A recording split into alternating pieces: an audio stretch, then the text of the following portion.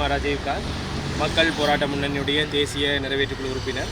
உங்களுக்கு தெரியும், கடந்த ஜூன் 14ஆம் தேதி காலிமுகத்திடலிலே பரதநாட்டிய கலைஞர்கள் 5000 பேர் கூடி ஒரு சாதனை ஒன்றை நிகழ்த்தியிருந்ததாக அறிவித்திருந்தார்கள்.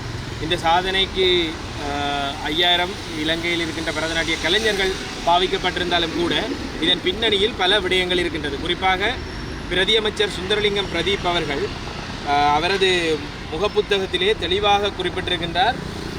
இந்தியாவில் இடம்பெற்ற அயலக தமிழர் மாநாட்டில் கலந்து கொண்டிருந்த போது பெருந்தோட்ட மற்றும் சமூக உட்கட்டமைப்பு வசதிகள் பிரதியமைச்சர் சுந்தரலிங்கம் பிரதீப் அவர்கள் விடுத்த வேண்டுகோளுக்கு அமைய அவரின் வழிகாட்டல் மற்றும் ஆலோசனையின் பேரில் சங்கமம் குளோபல் அகாடமி மற்றும் சங்கமலியா ஹாலிடேஸ் ஏற்பாட்டில் 14/6/2026 காலிமுகத்திடலில் இந்த சாதனை நிலைநாட்டப்பட்டது.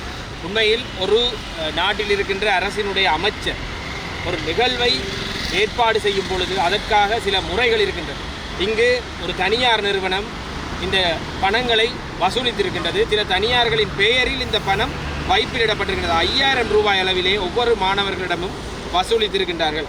4500 6000 வரை ஒவ்வொரு மாணவரிடமும் வசூலித்திருக்கின்றார்கள். அது மட்டுமல்லாது அவர்கள் இங்கு வந்து தங்குவதற்கான செலவோ அவர்களை பாதுகாப்பதற்கான எந்த முறைமையுமே செய்யப்படவில்லை. குறிப்பாக வசூலிக்கப்பட்ட இந்த பணத்திற்கு என்ன நடந்தது, எதற்காக இது வசூலிக்கப்பட்டது என்கின்ற விடயங்கள் எல்லாம் யாருக்கும் தெரியாது. ஒரு தனியார் நிறுவனம் ஒரு விடயத்தை செய்ய வேண்டுமாக இருந்தால் கூட அதற்கு பல ஏற்பாடுகள் இருக்கின்றது. ஆனால் அரசினுடைய அமைச்சரின் அழைப்பின் பெயரில் இடம்பெற்ற இந்த நிகழ்வுக்கு எந்த அமைச்சு பொறுப்பாக இருக்கின்றது, எப்படி நிதி கட்டுப்பாடுகள் இடம்பெற்றது என்ற விடயங்கள் தொடர்பாக போதுமான விளக்கங்கள் இல்லாத காரணத்தினால் நாங்கள் இன்று லஞ்ச ஊழல் ஆணைக்குழுவிலே ஒரு முறைப்பாடை செய்வதற்காக வந்திருக்கின்றோம். இந்த முறைப்பாட்டின் அடிப்படை என்னவென்றால், ஒரு அமைச்சராக இருக்கக்கூடியவர் எந்த அடிப்படையில் ஒரு தனியார் நிறுவனத்திற்கு இவ்வளவு தொகையான பணத்தை உழைத்து கொடுப்பதற்கு பங்காளியாக இருந்தார் என்பதை நாங்கள் முதலில் அறிய வேண்டும். இதில் என்ன நடந்திருக்கின்றது என்ற முழுமையான விடயம் எங்களுக்கு தெரிய வேண்டும்.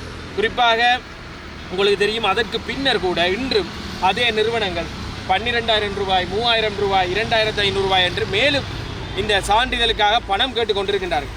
எனவே இலங்கையில் இருக்கின்ற அப்பாவி பெற்றோர்களை பயன்படுத்தி ஒரு நிறுவனமும் இந்தியாவினுடைய இன்னொரு ஆசிரியையும் இந்தியாவின் இன்னொரு நிறுவனமும் உழைத்து கொண்டிருக்கின்றார்கள். இந்த உழைப்பு சுரண்டலை நாங்கள் வன்மையாக கண்டிப்பதோடு ஒரு அமைச்சர் எப்படி இதற்கு துணை இருந்தார் என்கின்ற கேள்வி எங்களுக்குள் இருக்கின்றது. எனவேதான் இன்று நாங்கள் லஞ்ச ஊழல் ஆணைக்குழுவிடம் இது தொடர்பான அனைத்து ஆவணங்களையும் கொடுத்து ஒரு பூரண விசாரணையை நிகழ்த்துமாறு கேட்டிருக்கின்றோம். ஒரு அமைச்சர் தனது விருப்பத்திற்கு ஒரு நிறுவனத்தை அழைத்து இப்படி ஒரு நிகழ்வை நடத்த முடியாது என்பது எங்களுக்கு நன்கு தெரியும்.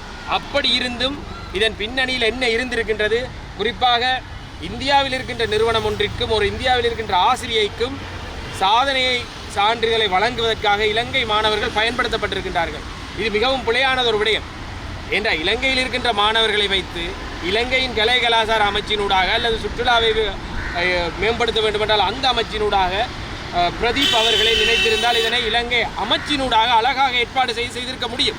அல்லது இந்த வருமானம் இலங்கை அமைச்சொன்றுக்கு கிடைத்திருந்தால் கூட அது மீண்டும் மக்களுக்கு சென்றிருக்கு. ஆனால் இங்கே என்ன நடந்திருக்கின்றது என்றால், ஒரு தனியார் நிறுவனம் மிக மோசமாக மக்களுடைய உழைப்பை சுரண்டி இருக்கின்றது. எனவே இதற்கான சரியான விசாரணை இடம்பெற வேண்டும்.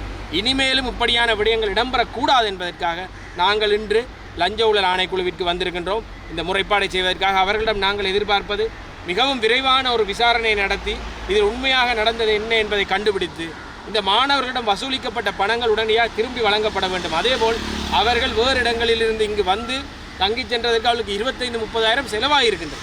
சிலருக்கு 1 லட்சம் வரையில் செலவாகியிருக்கின்றது.